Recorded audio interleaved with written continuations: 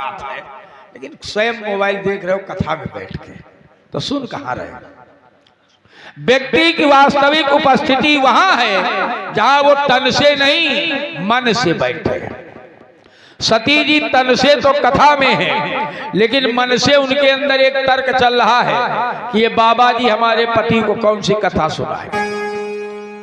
अच्छा, जब कथा की समाप्ति हो गई तो देखो, मैंने कल निवेदन किया था भगवान यज्ञ की पत्नी है दक्षिणा, और ये कथा भी ज्ञान यज्ञ है। जब कथा समाप्त हो गई तो शंकर जी ने कुंभज जी से कहा, महर्षि मैंने आपसे कथा सुनी, अब दक्षिणा मांगो।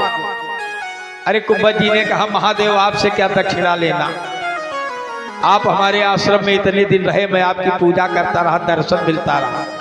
शंकर जी ने कहा, नहीं दक्षिणा मांगो, नहीं तो कथा का फल नहीं मिलेगा। तो कुंभज जी ने कहा, महादेव अगर दक्षिणा ही देना चाहते हो तो हमने आपको कथा सुनाई है, बदले में आप हमको सुना। वही हुआ। बोले ऋषि पूछी हरि भगति सुहाई, तो कही शंभु अधिकारी पाई। कुंभज जी ने पूछ लिया भगवान की भक्ति कैसे होती है, शंकर जी ने बता दिया। अच्छा, एक निवेदन करें, अब कुंभज जी के आश्रम में कथा का क्रम चला हो, कभी शंकर जी कथा कहे कुंभज जी सुनाए, और कभी कुंभज जी कथा कहे शंकर जी सुनाए। इतने दिनों में सती ने एक भी दिन कथा नहीं सुना। आज जब विदा होके चले तो गोस्वामी जी लिख रहे, मुनि सन विदा मांगी त्रिपुरारी, और चले भवन संग दक्ष कुमारी। आज जब कुंभज जी से विदा होकर शंकर जी चले तो आज सती के लिए गोस्वामी जी ने लिख दिया, चले भवन संग दक्ष कुमारी। और जब कथा सुनने गई थी तो लिखा था संग सती जगजननी भवानी। अच्छा, दक्ष कुमारी, सीधे दक्ष माने चतुर, कुमारी माने बिटिया, सीधे चतुर की बिटिया। किसी ने गोस्वामी जी से कहा कि अरे इनके विशेषण का हटा दिए। गोस्वामी जी ने कहा, ये कथा सुनने गई थी, मैंने 3 विशेषण लगाए, लेकिन अगर कथा नहीं सुनोगे तो विशेषता समाप्त हो जाएगी। इसलिए गोस्वामी जी ने कहा, सती जी ने कथा नहीं सुनी, हमने विशेषण हटा दिए। अच्छा, किसी ने कहा कथा ही सुनने से अगर महत्व बढ़ता है तो चलो, सती ने नहीं सुना, शंकर जी ने तो सुना है, उनका कौन सा महत्व बढ़ गया। तो आप लोगों से भी निवेदन करें, आप भी अगर कथा सुनोगे तो महत्व बढ़ जाएगा। ये हम नहीं कह रहे, आपकी रामचरितमानस कह रहे। शंकर जी जब कथा सुनने गए तो गोस्वामी जी ने शंकर जी का एक नाम लिखा है। एक बार त्रेता युग में ही शंभु गए। कौन गया? शंभु, 2 अक्षर का नाम। कथा प्रारंभ हो गई तो बोले, राम कथा मुनिवर जब खानी, तो सुनी महेश। किसने सुना? महेश ने, 3 अक्षर का नाम। समझे? अब कथा का क्रम चल गया। कभी कुंभज जी कथा कहे शंकर जी सुने, कभी शंकर जी कहे कुंभज जी सुने। अब क्या नाम हुआ? बोले, कहत सुनत रघुपति गुण गाथा, कछु दिन तहा रहे गिरिनाथा। 4 अक्षर का नाम। आज जब विदा मांग के चले, गोस्वामी जी लिख रहे हैं, मुनि सन विदा मांगी त्रिपुरारी। और त्रिपुरारी लिखने में 5 अक्षरों का प्रयोग करना पड़ेगा, क्योंकि त्रा व्यंजन जो है ता और रा के सहयोग से बनता है। बताओ ईमानदारी से, इसी कथा में 2 अक्षर से नाम प्रारंभ हुआ शंकर जी का, 5 अक्षर तक नाम पहुंचा। निवेदन है, कथा सुनोगे महत्व आपका भी बढ़ जाएगा। बोलिए गोविंद भगवान की जय। अच्छा, शंकर जी कहां तक की कथा सुन के आए हैं? हमने बताया त्रेता का समय है। शंकर जी कथा सुन के आए हैं कि राम जी का अवतार हुआ है। पिता की बात को मान के राम जी वन में आए हैं। यहाँ सीता जी का हरण हो गया है, और इसी दंडकारण्य में राम जी कहीं सीता को खोज रहे। इतनी कथा सुन के आए। अब शंकर जी विचार कर रहे हैं, इसी दंडकारण्य में हमारे नारायण घूम रहे हैं, अगर दर्शन हो जाए तो बहुत अच्छा। तब तक भगवान आगे आ गए, लक्ष्मण के साथ साथ हा सीता चिल्लाते हुए आए। शंकर जी ने जय सच्चिदानंद कहकर दूर से प्रणाम कर दिया। सती को संदेह हो गया, ये राजकुमारों को जय सच्चिदानंद कह रहे। सती ने पूछ लिया ये कौन है? बोले हमारे भगवान है। सती ने कहा आपके भगवान आपे की तरह ठीक ठाक है। कहा मतलब? बोले रो काहे रहे? बोले इनकी पत्नी खो गई है। सती ने कहा अरे भगवान, जो भगवान अपनी पत्नी का पता नहीं जानता वो दुनिया का पता कैसे लगाएगा? शंकर जी ने कहा ये लीला कर रहे। सती को विश्वास नहीं हुआ तो जानते हो सती ने परीक्षा लिया। ये राम कथा की बात है। परीक्षा का परिणाम ये हुआ कि सती ने सीता का चित्र बनाया राम जी को परीक्षा लेने के लिए। और एक निवेदन करें भगवान की कभी परीक्षा मत करना। रामचरितमानस में 3 देवियां हैं, तीनों भगवान को पाना चाहती हैं और तीनों का नाम एक ही अक्षर से।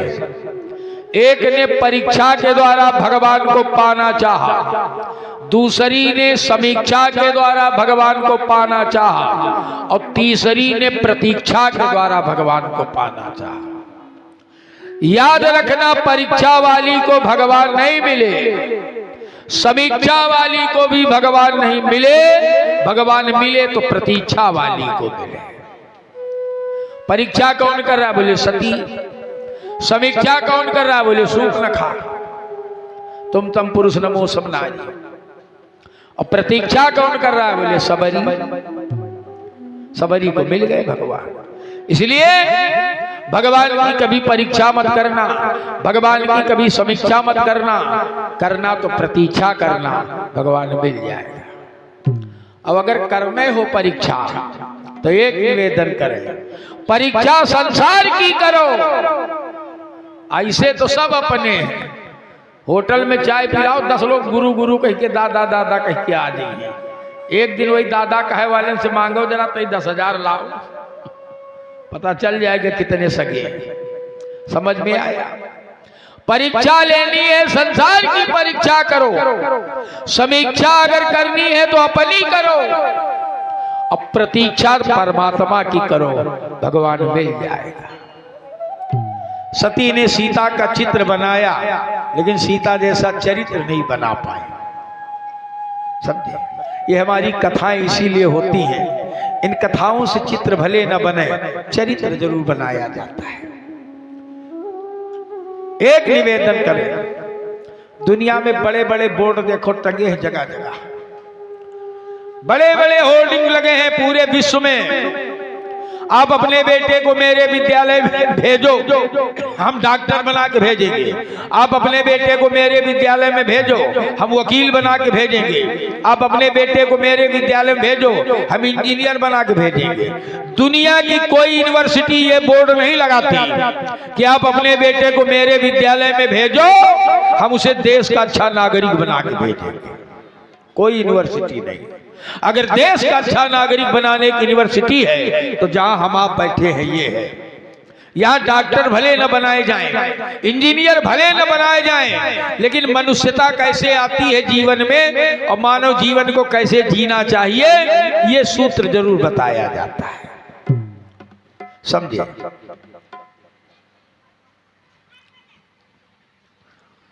सती ने परीक्षा ले लिया भगवान राम की सीता बन करके।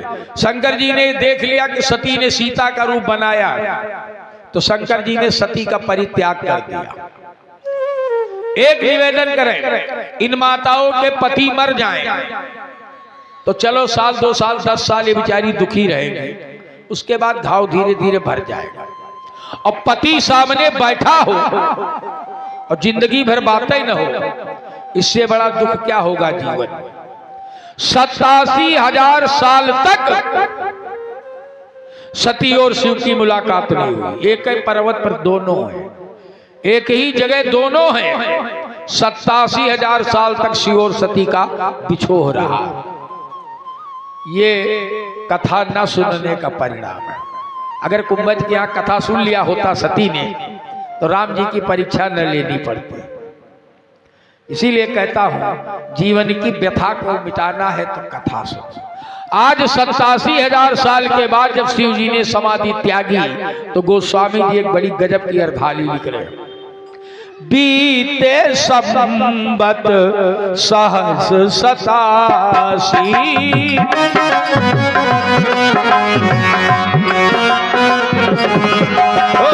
बीते संबत सहस 87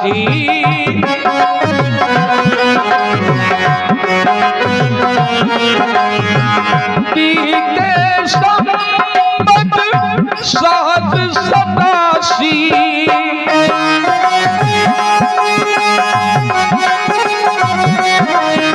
बीते संबत सहस 87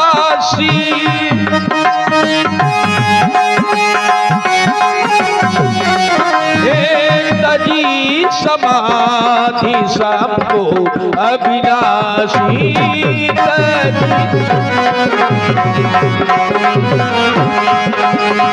तजी समाधि सबको अविनाशी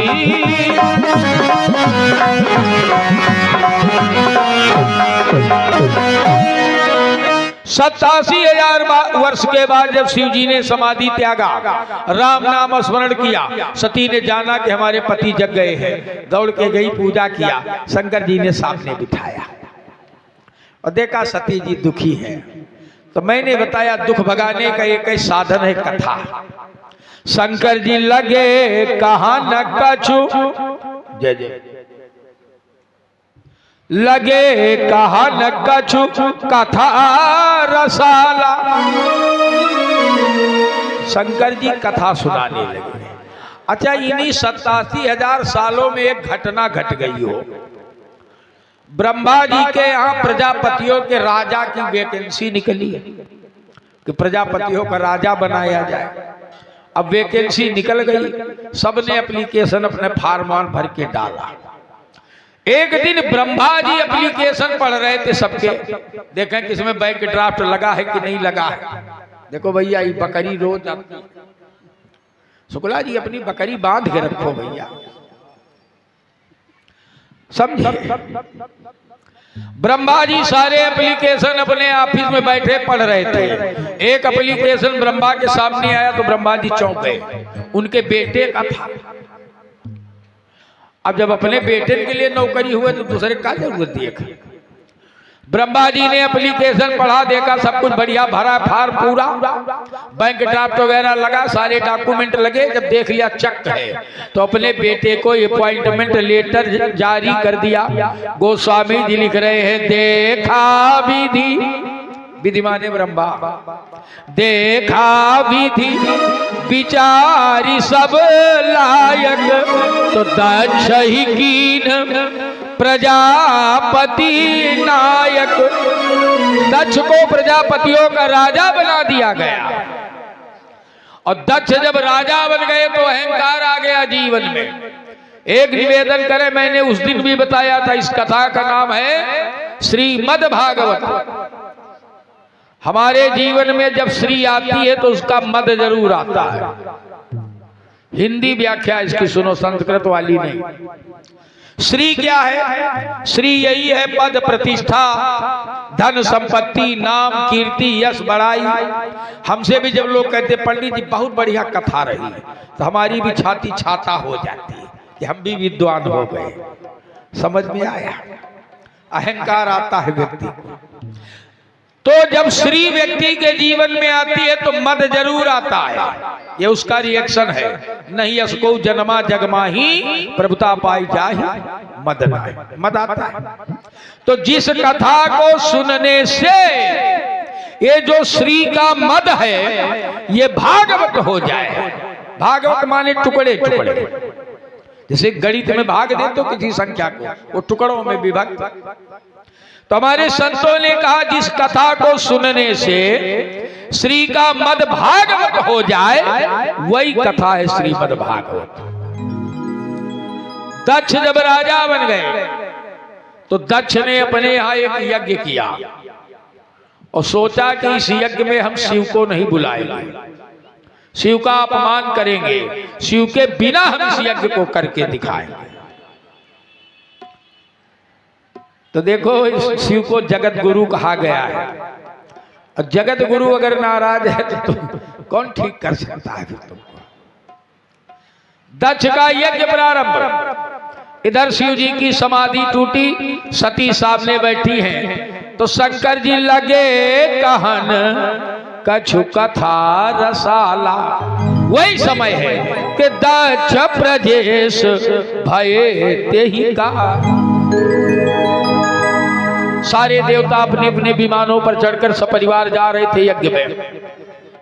अच्छा, सती जी बैठी तो कथा में है, लेकिन एक निवेदन करें, कथा में जल्दी मनवन नहीं लगता। अब वही डीजे आवा तो सब जने खाली डीजे निहारते रहे। ऐसा निहारे पता लगा, हमको लग रहा था आज पहली बार इस गांव में डीजे बज रहा हो। सब उधर ही देख रहे थे।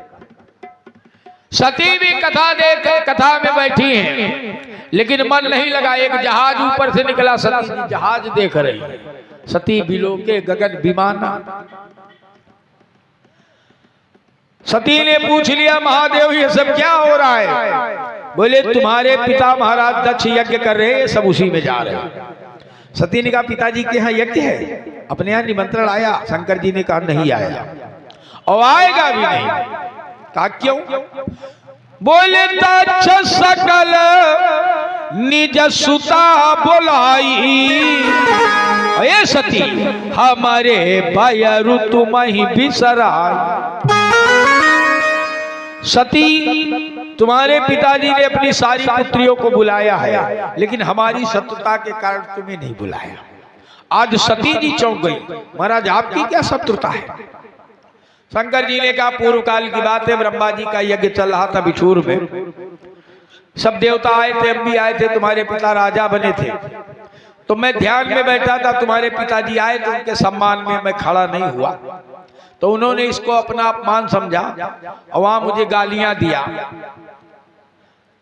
मैंने तो कुछ नहीं कहा, पर नंदी ने श्राप दे दिया था, जाओ दक्ष आज से तुम्हारे अनुयायी जितने ब्राह्मण सब दरिद्र हो जाएगा, और जिस सिर से तुमने निंदा किया ये तुम्हारा सिर कट जाएगा। शंकर जी ने कहा इसीलिए ब्रह्म सभा हम सन दुख माना, ताते अजहु करत अपमाना। अच्छा, एक और निवेदन करें, गृहस्थ आश्रम में कैसे रहा जाए, शिव सती चरित्र को सुना करो। सती ने कितनी गलतियां करी, शिव जी ने एक बार भी नहीं डांटा। पहली गलती राम जी की परीक्षा लेने की। भगवान शंकर ने जय सच्चिदानंद कहकर प्रणाम किया, सती ने प्रणाम ही नहीं किया। जबकि हमारे यहाँ का नियम है, पति जिसको प्रणाम करे, पत्नी का कर्तव्य है उसको प्रणाम करे, नहीं किया। अच्छा, शंकर जी ने समझाया है भगवान है, सती को नहीं विश्वास हुआ। शंकर जी ने कहा कैसे विश्वास होगा? सती ने कहा परीक्षा लेंगे। अच्छा, आज के शंकर होते पीट पीट के रख देते, चाय बनाने की सहूर नहीं, परीक्षा करो। पर शंकर जी ने परीक्षा का आदेश किया। सती ने सीता का वेश बनाया, शिव जी जान गए, तब भी सती झूठ बोल रही है, कछु न परीक्षा लीन गोसाई कीन प्रणाम तुम्हारी। कुछ नहीं कहा शंकर जी। आज शंकर जी बता रहे हैं कि तुम्हारे पिता मुझसे द्वेष मानते हैं। सती ने कहा महाराज आपने कभी बताया नहीं। शंकर जी ने कहा कभी अवसर नहीं आया, हमारी उनकी बात है।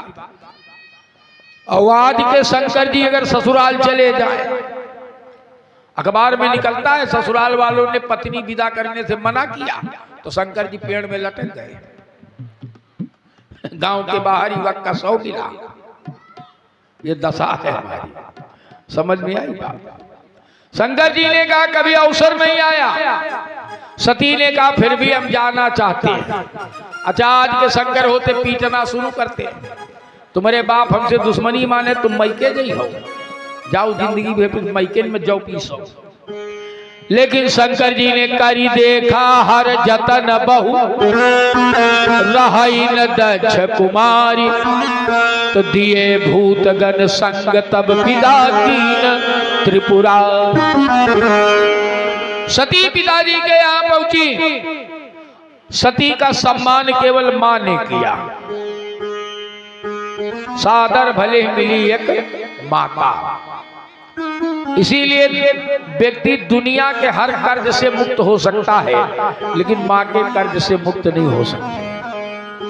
सब अगर इस समय तुम जगदम्बा की उपासना कर रहे हो तो अपनी जीवित माँ का भी सम्मान करो, उनकी भी सेवा करो।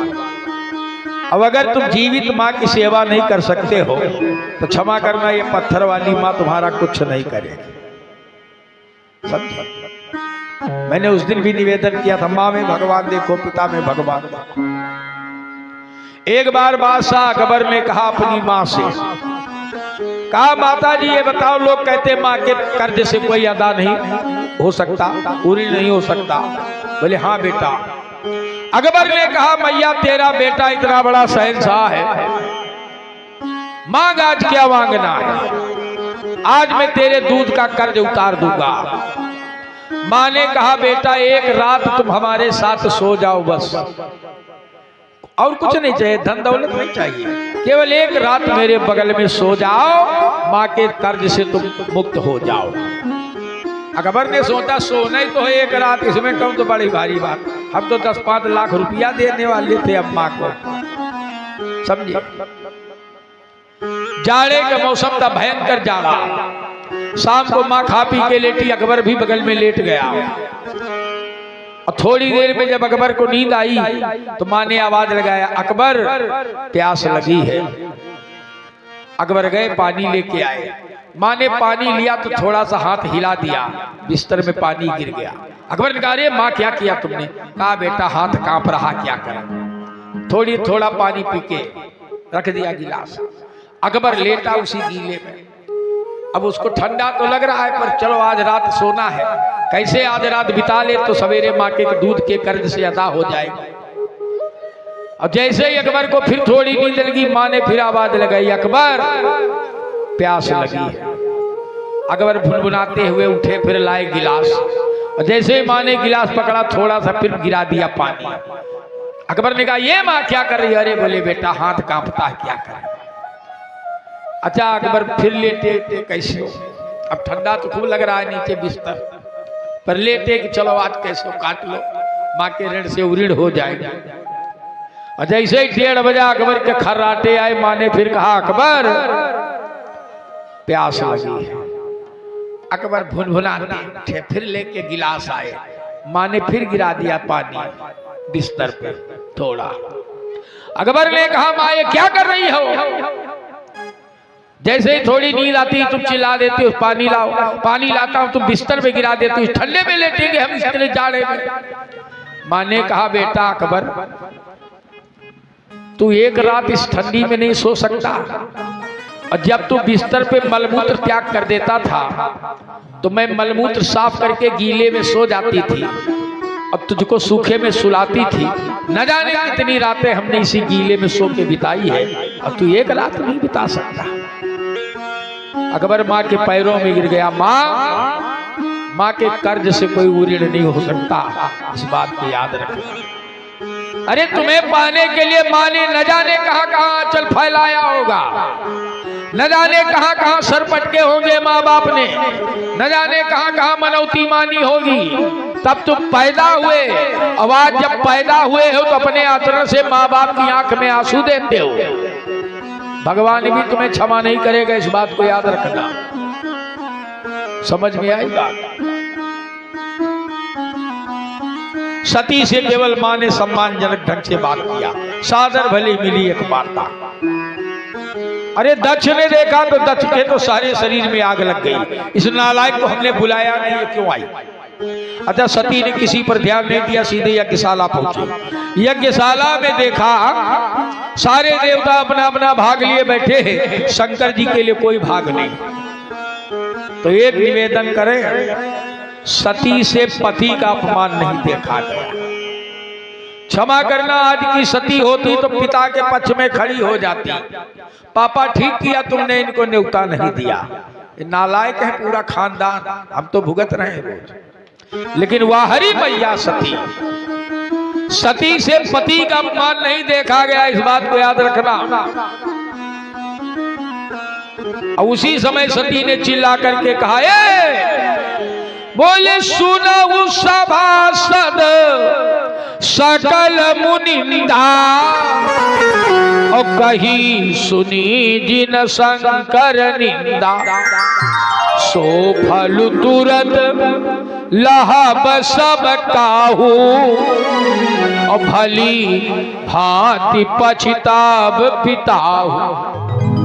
गाये देवताओं ऋषियों महर्षियों ये यक्षों गंधर्वों किन्नरों, तुमने बिना शिव को भाग दिए इस यज्ञ में अपना अपना भाग ग्रहण किया है, इसका फल मिलेगा। और एक दक्ष, शिव का अपराध करने की सजा तुम्हें भी मिलेगी, याद रखना। और उसी समय सती ने योग मार्ग से अपने शरीर को जला दिया। शंकर के गण जो गए थे यज्ञ का विध्वंस करने लगे, शुक्राचार्य जी ने यज्ञ की रक्षा कर।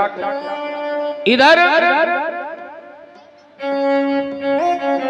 देखो भाई, आज ये केले का प्रसाद है और आज की प्रसाद व्यवस्था हमारे श्रद्धेय नरेंद्र जी अग्निहोत्री नन्हे दादा की ओर से है। हम लोग कभी इनके यहाँ गए भाई, ठंडाई उंडाई खूब काट के आए हैं, बढ़िया मौसम में बढ़िया आइटम। तो आज नरेंद्र दादा नन्हे दादा की ओर से आज के प्रसाद की व्यवस्था है। बहुत बहुत साधुवाद आशीर्वाद, माँ भगवती की कृपा बनी रहे। बोलिए दुर्गा मैया की। इतने जोर न बोला करो, हमने कहा टीन फट जाती है, धीरे से बोला करो नहीं गला खराब हो जाएगा।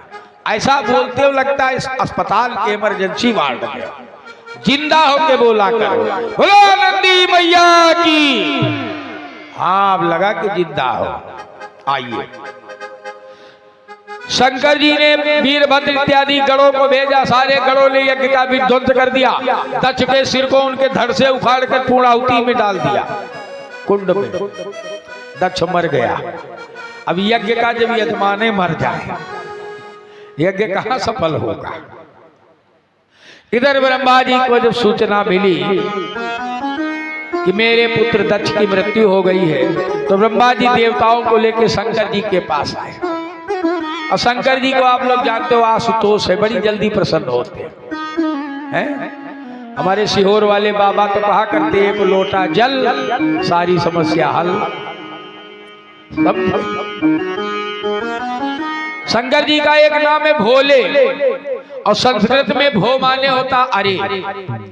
तो शंकर जी से जैसे ही हम कहते हैं भो, तो शंकर जी कहते हैं ले, इसीलिए इनका नाम है भोले।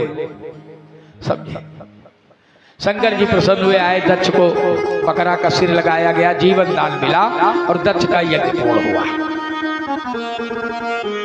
परीक्षित ने अगला प्रश्न किया कि महाराज ये बताओ, ये आपने सुनाया था कि जय विजय श्राप से राक्षस बने, तो उनका पहला जन्म हिरण्याक्ष और हिरण्यकशिप के रूप में हुआ। हिरण्याक्ष को तो भगवान ने 12 रूप धारण करके मार दिया था, हिरण्यकशिप का क्या हुआ ये नहीं बताया। तो सुखदेव भगवान बड़े प्रसन्न हुए। देखो, कल कृष्ण जन्म की कथा है, तो ये माताएं सब अपने अपने घर से सुटैला उठैला बना बना के ले आना, थोड़ा थोड़ा 1-1 किलो ले आओगे, बहुत हो जाएगा, तुम्हें सबको खाना है ना। तो कल बना के लाओ, बच्चे के जन्म में बनाते हो, तो कल भगवान का जन्म होगा, आप सब आए। भगवान सुखदेव ने कहा, राजन हिरण्याक्ष की मृत्यु के बाद हिरण्यकशिप ने हिरण्याक्ष के सारे और दैहिक संस्कार किए। और उसने सोचा ये विष्णु ने हमारे भाई को मारा है, अब मैं विष्णु से अपने भाई की मृत्यु का बदला लूंगा। तो उसने ब्रह्मा जी की उपासना प्रारंभ कर दिया। ब्रह्मा जी उसकी उग्र तपस्या को देखकर प्रसन्न हुए, आए, कहा बेटा कश्यप नंदन वरदान मांगो। हिरण्यकशिप ने कहा बाबा हमको अमर कर दो।